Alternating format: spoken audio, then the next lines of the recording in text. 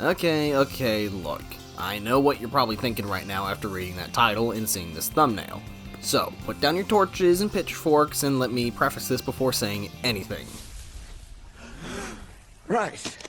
Invincible Season 2 was really damn good. As a continuation from the first season and the plot threads it left hanging, I think Season 2 does a great job. And before I get into the stuff I wasn't really enthusiastic about, I wanted to take this time to discuss the really good stuff in this season. Because while I am going to tear into a lot of the stuff here, I genuinely loved this season and thought it was overall really good. And if the issues I do have with it made it somehow total dog shit to me, you would have the right to call me a bold-faced liar, since no, that is not true whatsoever. But, yeah, we're gonna get into everything else. Oh, spoilers, by the way, for all of Season 1 and 2, so, yeah, moving on. Things like the writing continued to be stellar, with character dynamics and relationships being as interesting as ever, with the fallout from what Omni-Man did taking such a toll on everyone. One of the biggest issues I, and many other people had in Season 1, was how not pleasant Amber was, where she came off more as an inconsiderate a-hole than an understanding, rational person. This season addresses those issues, as she's a much better character who, by the end of Season 2, has reasons for not wanting to be with Mark that are totally understandable, and genuinely get you to sympathize with her. In general, the failed relationship between Mark and Amber felt like yet another superhero cliche, with the love interest always getting into peril, that the show took and made more compelling. Because, yeah, a regular person probably doesn't want the threat of their life looming around the corner just because of the person they're dating. But it's not only Amber that gets a significant amount of development, as the side cast get way more to do this season and have a lot of the best moments. Rex specifically became one of my new favorite characters, which I did not think was possible, especially with how much of a douche he was in the first season, where after being a total legend and fighting the Lizard League and getting shot in the goddamn head, his very near-death experience really changed him for the better, and by the end of the season, he still comes off as his sarcastic self, but in a more genuine, grounded kind of way. Donald was another character I didn't really think was going to become such a great character in this one, dealing with the whole idea of him not really being a man anymore and him coming back to life every single time, dying over and over, and the kind of consequences that can have on a person. With Nolan gone for a majority of the season, Debbie gets a lot of attention with her development, and it shows. The more grief-stricken side of her, I think, really fleshes out her character more than she already has been, compared to the previous season. To the point where I would say that she's become one of the best characters in the show thus far. And then of course Omni-Man is still incredibly written and awesome to see. The continuation of his character this season was perfect, with the struggle he went through of finally learning compassion and caring for beings that are weaker than him. He changes into a new person that's starting to realize the error of his ways and trying to somehow make amends for them, with the final scene of Season 2 being, I think I miss my wife. Such a great way to encapsulate that development. The world building as well is phenomenal, finally going beyond Earth, where we see the coalition of planets and even Thaddeus Prime, getting a better understanding of the fight they're dealing with against Viltrum, while at the same time getting to see even more interesting locations on Earth, like Midnight City and Atlantis, that not only give us more interesting locations to explore, but also give us more comic book-like stuff to dig our teeth into. And while all of that was super interesting and really good, this season was still kind of a disappointment. Not in the sense that it was a bad season or anything, but more like it didn't live up to all the lofty expectations I, and probably many others, had. With the first season being as incredible as it was, we waited with bated breath for 2 years before getting a continuation. I'll be honest, when I saw the teaser trailer for Season 2, I was beyond excited. Because 1, it was the first piece of information we had actually seen about the show, and 2, the animation in it was incredible. Like, yeah, I knew it was a teaser trailer and it wasn't indicative of the show when it came out, but it did make me believe that the animation budget had gone way up, especially since the animation of the first season was one of the few issues people had with it. But when Season 2 as a whole came out, it looked virtually the same as the first, bar a couple of moments, character designs being tweaked and so on. But the animation isn't what I want to harp on, since animation in general is difficult as all hell, and the people working on it are doing a great job as is. But when I see the absolutely stellar fight scenes like in the Adam Eve special, X-Men 97 coming out the same year, and knowing Amazon hoards so much money that it'd make even Smog blush, I get a little pissy knowing better animation quality is possible, but it is what it is. What I really want to discuss are the issues I think held back this season. Interestingly, one of the first issues I noticed with this season was that its pacing was a little not amazing. You see, yes, obviously splitting the season up into 2 separate batches that came out months apart from one another was one of the dumbest things anyone has ever heard of, and it obviously killed a lot of the momentum the show had had up until that point. But when watching season 2 as a whole without that mid-season break, it's not much better, since it's as if the whole thing was written around this break, since episode 4 feels like a finale on its own, with a lot of the stuff that happens afterwards feeling way less impactful, since none of it has as much emotional weight that seeing Omni-Man again had. So when it came time for the actual finale, it felt way less important than it should have. And it's not exactly helped when the villain of that finale has had very little screen time before then, on top of having an evil motivation that was caused by him not wanting to use violence and kill Invincible. I won't build my utopia with blood.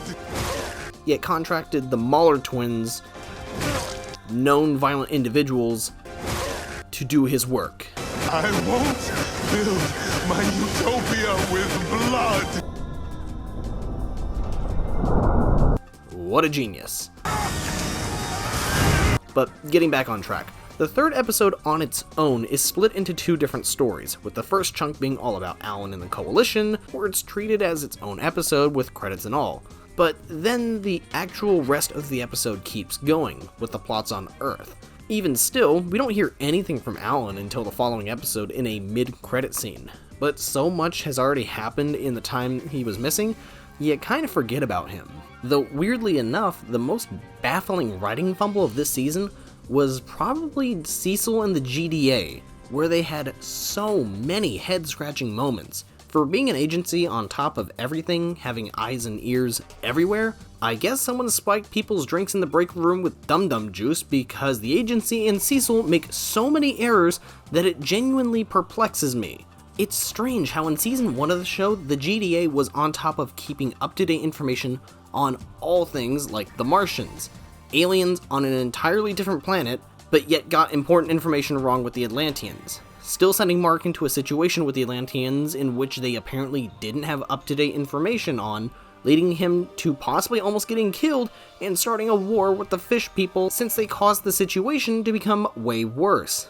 This showed a level of sloppiness from Cecil that was not present in the first, in which he absolutely would have known as much information as possible before throwing Mark into the deep end. But it gets worse, because when you'd think that for as big a threat the Lizard League gaining control of a nuclear warhead would be, perhaps calling in more than just 3 superheroes would be helpful.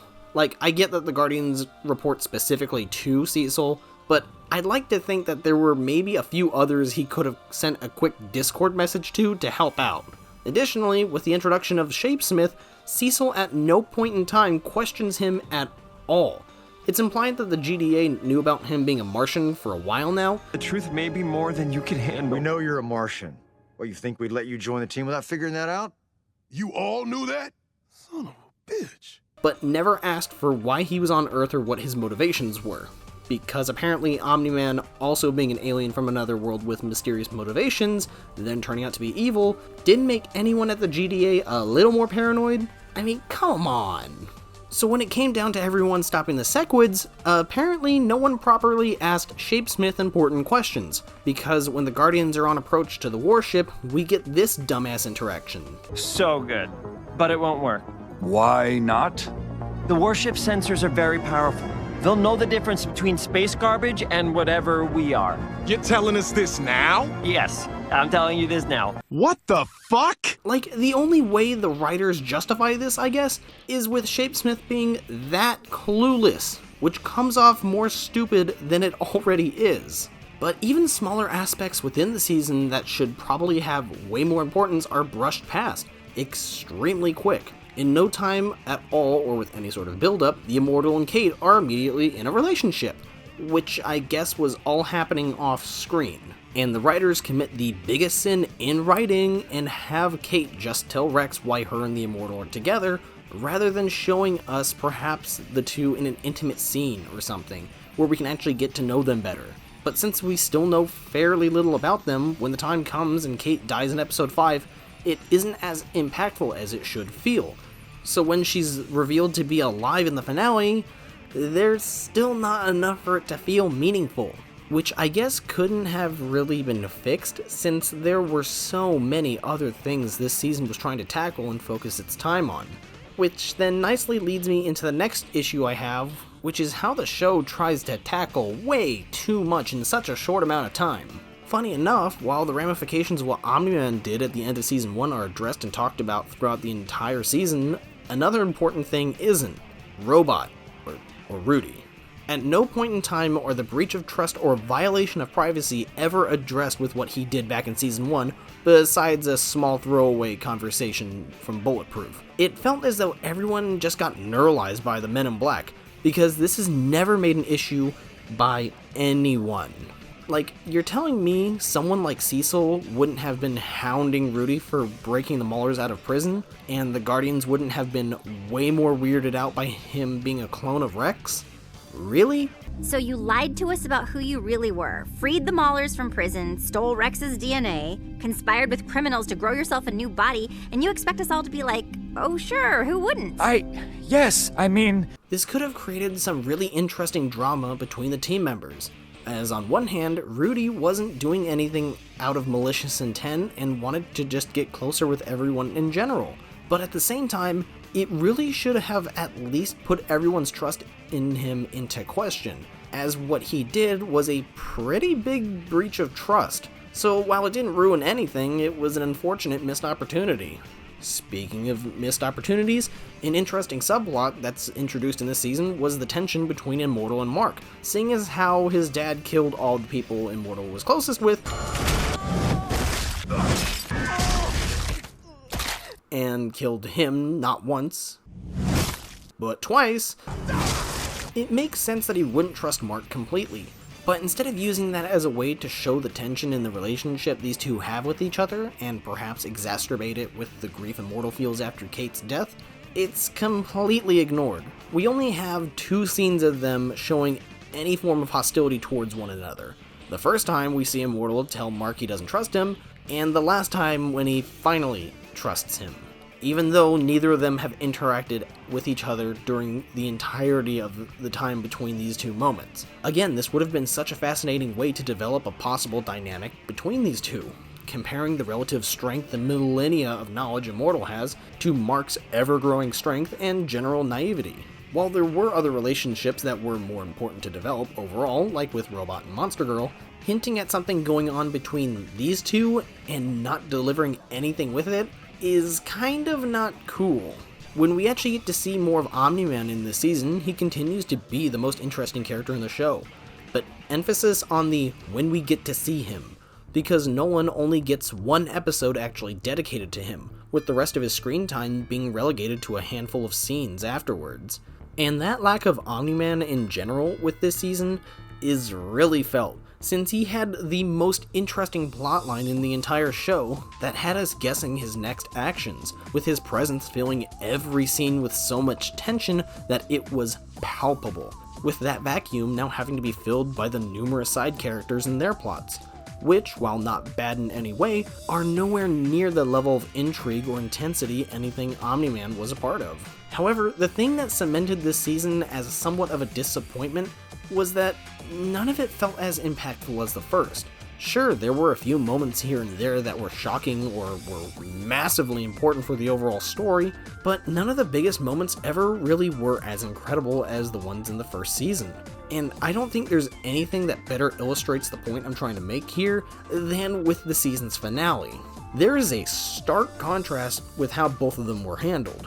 During the first half of Season 1's finale, there's no moment for levity or some kind of reprieve from the absolutely awful stuff happening. It's just a consistent barrage of some of the most horrifying shit you've ever seen. While Omni-Man takes Mark to go on a nice ride on the local subway in this finale, Season 2 pretty much confirms that Mark was cranking 90s against Peter Griffin and Goku during his time in which Oliver and Debbie were being assaulted. It's the tonal consistency and emotional strength of the first finale that helped make it the most important and iconic moment in the entire show thus far.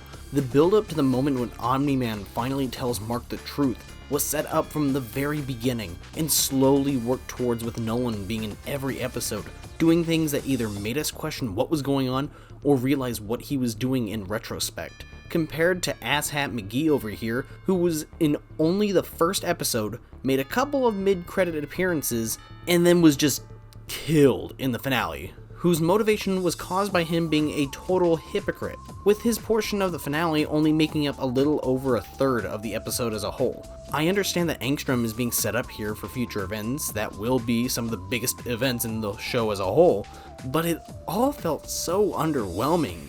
And for me at least, Mark's big moment in killing Angstrom didn't feel nearly as impactful as this simple interaction. What will you have after 500 years? You, Dad. I still have you. And I think that's sort of the overall problem with Season 2. It just wasn't as good as Season 1. There was so much that the writers were trying to tackle here, from dealing with the fallout from Omni-Man's actions, showing us the greater universe with the coalition of planets, seeing the inner turmoil and changes going on within the Guardians of the Globe, and many, many more plot lines.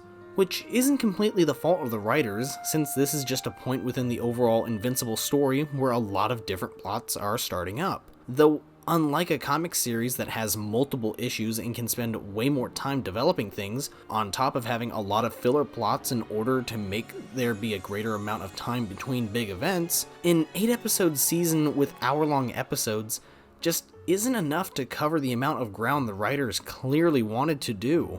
At the very least, 2 more episodes could have helped give a little more room for plots and characters that really needed it.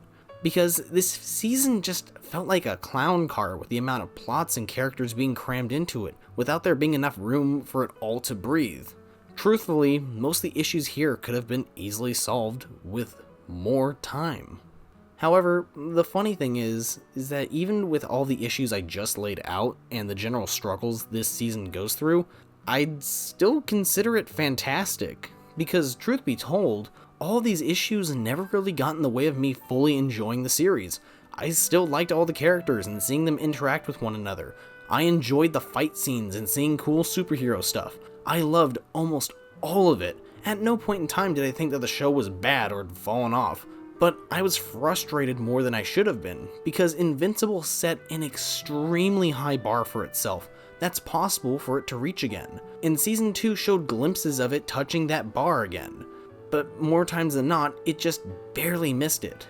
By the time this video is out, Season 3 has already aired, and I'm just hoping that many of the issues that plagued Season 2 are corrected there. This show is something special, and I just want to see it continue pushing the limits of what it's capable of, and get continuously better. But only time will tell. So, until then, I'll see you on the next video. Take care.